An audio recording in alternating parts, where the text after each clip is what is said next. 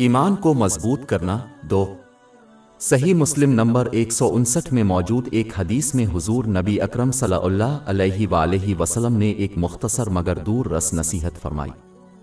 انہوں نے لوگوں کو نصیحت کی کہ اللہ تعالیٰ پر اپنے ایمان کا صدق دل سے اعلان کریں اور پھر اس پر ثابت قدم رہیں۔ اپنے ایمان پر ثابت قدم رہنے کا مطلب یہ ہے کہ وہ اپنی زندگی کے تمام پہلوؤں میں اللہ تعالیٰ کی مخلصانہ اطاعت میں جدوجہد کرے۔ اس میں اللہ تعالیٰ کے احکام کی تکمیل پر مشتمل ہے جو اس سے متعلق ہیں، جیسے فرض روزے، اور جو لوگوں سے تعلق رکھتے ہیں، جیسے کہ دوسروں سے حسن سلوک کرنا۔ اس میں اسلام کی ان تمام ممنوعات سے پرہیز کرنا بھی شامل ہے جو ایک شخص اور اللہ تعالیٰ کے درمیان ہے اور جو دوسروں کے درمیان ہے۔ ایک مسلمان کو بھی صبر کے ساتھ تقدیر کا سامنا کرنا چاہیے اور یہ یقین رکھتے ہوئے کہ اللہ تعالیٰ اپنے بندوں کے لیے بہترین چیز کا انتخاب کرتا ہے۔ باب 2 البقرہ آیت 216۔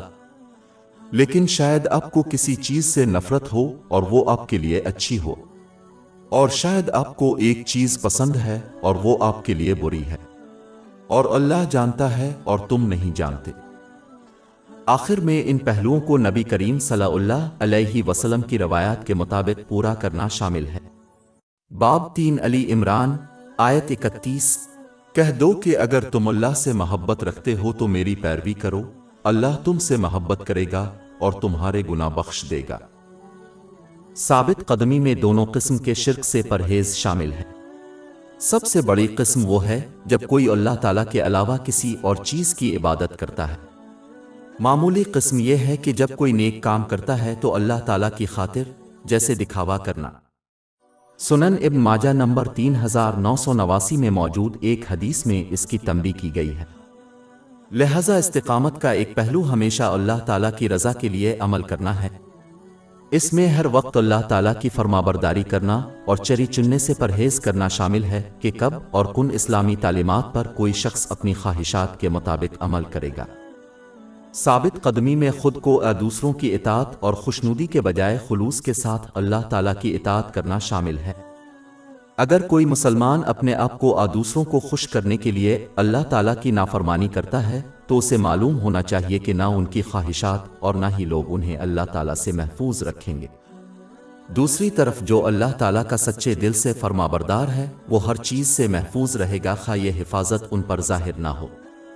اپنے عقیدے پر ثابت قدم رہنے میں یہ شامل ہے کہ قرآن مجید اور نبی کریم صلی اللہ علیہ وسلم کی سنتوں کے بتائے ہوئے راستے پر چلنا اور اس سے ہٹنے والے راستے کو اختیار نہ کرنا۔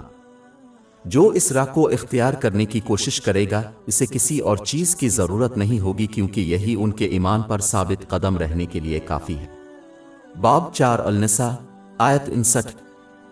اے لوگو جو ایمان لائے ہو، اللہ کی اطاعت کرو اور رسول کی اطاعت کرو اور ان لوگوں کی جو تم میں سے حاکم ہیں۔ جیسا کہ اس آیت سے اشارہ کیا گیا ہے، ثابت قدم رہنے کا ایک پہلو ہر اس شخص کی اطاعت ہے جس کے احکام و نصیحت کی جڑیں اللہ تعالیٰ اور حضرت محمد صلی اللہ علیہ وسلم کی مخلصانہ اطاعت میں ہے۔ چونکہ لوگ کامل نہیں ہیں، وہ بلا شبہ غلطیاں کریں گے اور گناہ کریں گے۔ لہذا ایمان کے معاملات میں ثابت قدم رہنے کا مطلب یہ نہیں ہے کہ انسان کو کامل ہونا چاہیے، بلکہ اس کا مطلب یہ ہے کہ وہ اللہ تعالیٰ کی اطاعت پر سختی سے عمل کرنے کی کوشش کریں، جیسا کہ پہلے بیان کیا گیا ہے، اور اگر وہ کوئی گناہ کر بیٹھیں تو سچے دل سے توبہ کرے۔ اس کی طرف باب 41 فصیلت آیت 6 میں اشارہ کیا گیا ہے، تو سیدھا اس کی طرف چلو اور اس سے معافی مانگو۔ اس کی مزید تائید جامع ترمذی نمبر 1987 میں موجود ایک حدیث سے ہوتی ہے، جس میں اللہ تعالیٰ سے ڈرنے اور کسی نیک عمل سے سرزد ہونے والے معمولی گناہ کو مٹانے کی تلقین کی گئی ہے۔ امام مالک کی موطا کتاب 2 حدیث نمبر 37 میں موجود ایک اور حدیث میں حضور نبی اکرم صلی اللہ علیہ وآلہ وسلم نے مسلمانوں کو نصیحت کی ہے کہ وہ اللہ تعالیٰ کی اطاعت پر ثابت قدم رہنے کی پوری کوشش کریں، اگرچہ وہ اس پر عمل کریں، یہ مکمل طور پر کرنے کے قابل نہیں ہے۔ لہذا ایک مسلمان کا فرض ہے کہ وہ اپنے ارادے اور جسمانی عمل کے ذریعے اللہ تعالیٰ کی ثابت قدمی سے اس کو پورا کرے۔ انہیں کمال حاصل کرنے کا حکم نہیں دیا گیا کیونکہ یہ ممکن نہیں ہے۔ یہ جاننا ضروری ہے کہ کوئی شخص اپنے جسمانی اعمال کے ذریعے اللہ تعالیٰ کی اطاعت میں ثابت قدم نہیں رہ سکتا جب تک کہ وہ اپنے روحانی قلب کو پہلے پاک نہ کرے، جیسا کہ سنن ابن ماجہ نمبر 3984 میں موجود ایک حدیث میں اشارہ کیا گیا ہے کہ جسم کے اعضاء صرف اسی صورت میں کام کریں گے جب روحانی قلب پاک ہو۔